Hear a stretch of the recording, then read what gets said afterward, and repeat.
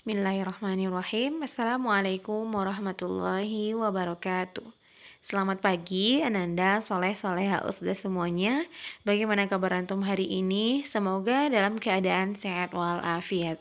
Baiklah, selamat datang Ananda, Soleh, Soleha, Usda semuanya pada pembelajaran tema 2, subtema 1, pembelajaran 1.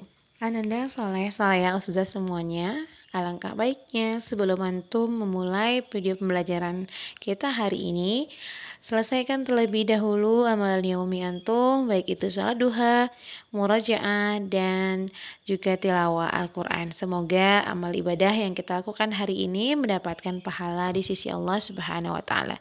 Amin, amin ya Robbal 'Alamin. Mari kita simak video pembelajaran tema 1, subtema 1, pembelajaran 1 hari ini. Baiklah, Ananda Saleh Usda semuanya. Untuk tema 2, subtema 1, pembelajaran 1 pada hari ini, kita akan mempelajari bagaimana menemukan informasi penting dari sebuah teks dengan menggunakan aspek apa, di mana, kapan, siapa, mengapa, dan bagaimana, dan menuliskannya pada peta pikiran. Dan yang kedua, bagaimana antum bisa menuliskan makna dari proklamasi kemerdekaan dalam kehidupan sehari-hari. Dan kegiatan pembelajaran kita yang ketiga hari ini, mengamati ciri tumbuhan dan habitatnya. Baiklah, silakan simak video pembelajaran berikut ini. Merdeka, merdeka, merdeka. Anak-anak hebat, setiap tanggal 17 Agustus, kita memperingati Hari Kemerdekaan Republik Indonesia. Pada tanggal 17 Agustus 1945, Insinyur Soekarno didampingi oleh Muhammad Hatta membacakan teks proklamasi kemerdekaan negara Indonesia. Proklamasi. Kami, bangsa Indonesia, dengan ini menyatakan kemerdekaan Indonesia. Hal-hal yang mengenai pemindahan kekuasaan dan lain-lain diselenggarakan dengan cara saksama dan dalam tempo yang sesingkat-singkatnya. Jakarta, 17 Agustus 1945,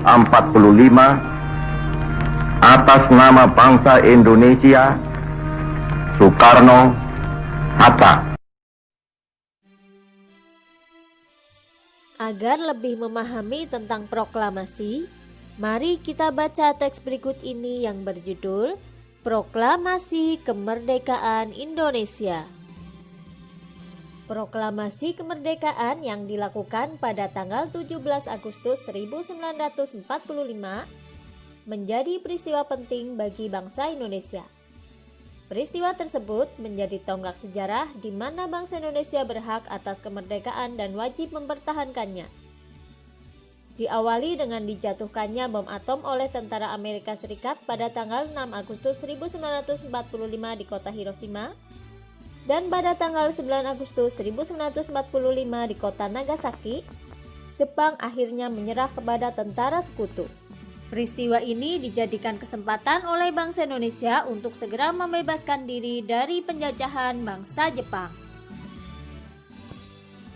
Teks proklamasi ditulis di rumah Laksamana Tadashi Maeda, Jalan Imam Bonjol nomor 1. Para penyusun teks proklamasi adalah Insinyur Soekarno, Dr. Andes Muhammad Hatta, dan Mr. Ahmad Subarjo. Konsep teks proklamasi ditulis oleh Insinyur Soekarno.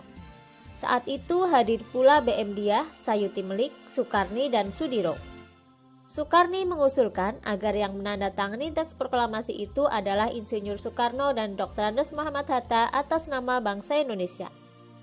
Teks proklamasi diketik oleh Sayuti Melik. Pagi harinya, 17 Agustus 1945 di kediaman Soekarno, Jalan Begangsaan Timur nomor 56 telah hadir antara lain Suwiryo, Wilopo, Gafar Pringgadikdo, Tabrani, dan Trimurti. Acara dimulai pada pukul 10 dengan pembacaan proklamasi oleh Soekarno dan disambung pidato singkat tanpa teks. Kemudian, bendera merah putih yang telah dijahit oleh Ibu Fatmawati dikibarkan. Anak-anak, setelah ini kita akan membuat peta pikiran tentang proklamasi kemerdekaan Indonesia. Peta pikiran dapat dibuat menggunakan kata tanya adik Simba. Apa, di mana, kapan, siapa, mengapa, bagaimana. Yang pertama adalah A, apa. Kata tanya untuk menanyakan hal atau peristiwa yang terjadi. Di mana untuk menanyakan tempat. K, kapan untuk menanyakan waktu. Siapa untuk menanyakan seseorang atau pelaku yang terlibat dalam sebuah peristiwa. M, mengapa untuk menanyakan sebab. Bagaimana untuk menanyakan cara atau proses terjadinya suatu peristiwa. Nah, anak-anak, sekarang silakan kalian lengkapi peta pikiran tersebut dengan kalimat tanya sekaligus jawabannya berdasarkan kata tanya yang sudah kita pelajari tadi. Anak-anak hebat, perbedaan daerah, agama, dan suku bangsa bukanlah penghalang bagi bangsa Indonesia untuk bersatu. Perbedaan pendapat menjelang proklamasi sempat terjadi. Namun akhirnya mereka bersatu padu untuk memproklamirkan kemerdekaan Indonesia. Pada waktu itu, semangat persatuan sangat menonjol. Bangsa Indonesia memiliki tekad yang kuat. Tidak ada jalan lain dalam usaha memproklamirkan kemerdekaan, kecuali menjalin persatuan dan kesatuan. Hal ini mencerminkan kerukunan dalam perbedaan. Proklamasi kemerdekaan memiliki makna yang sangat penting bagi bangsa Indonesia, yaitu sebagai berikut. Yang pertama, sebagai puncak perjuangan bangsa Indonesia melawan penjajah. Yang kedua, pengakuan kepada dunia luar bahwa Indonesia adalah negara yang merdeka. Yang ketiga, menaikkan martabat bangsa, yaitu menunjukkan bahwa negara Indonesia bebas dari penjajahan, memiliki martabat dan merupakan negara yang mandiri.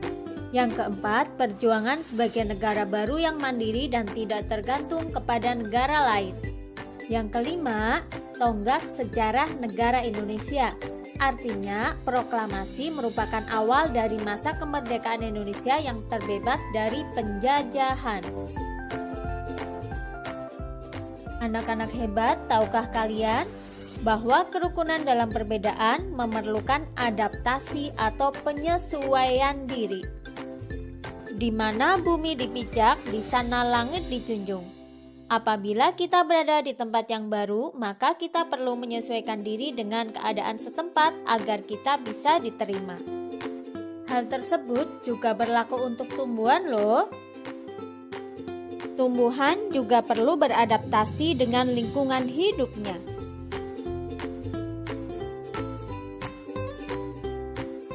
Bagaimana cara tumbuhan beradaptasi? Ayo kita pelajari. Bunga teratai. Tahukah kamu bunga teratai? Tanaman ini tumbuh di air. Agar dapat menyesuaikan diri, tanaman ini memiliki akar di bawah air. Tangkai daunnya tumbuh menjalar sehingga daun teratai dapat mengapung di air. Daun teratai bundar dan lebar. Fungsinya adalah agar daun dapat menyerap cahaya matahari sebanyak-banyaknya. Hal ini akan berdampak saat penguapan air dan berfotosintesis. Daun teratai memiliki larutan yang bermanfaat sebagai pembersih daun. Teratai memiliki batang dengan rongga di dalamnya. Rongga ini berfungsi untuk membawa oksigen ke batang dan akar. Meskipun akar berada di dalam air, akar masih tetap dapat bernapas.